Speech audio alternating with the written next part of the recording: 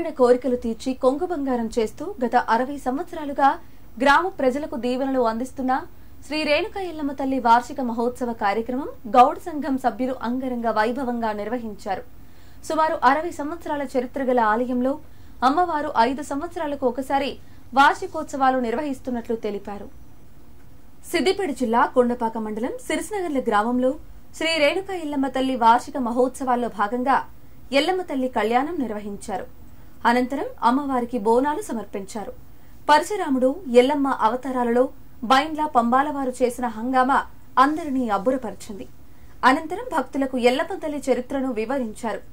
కథ అనంతరం పెద్దపట్నం తొక్కుట, గావు పట్టుట కార్యక్రమాలు ఘనంగా నిర్వహించారు. కార్యక్రమాలలో భాగంగా భక్తులకు, ప్రజలకు గౌడ సంఘం సభ్యులు అన్నదానం నిర్వహించారు.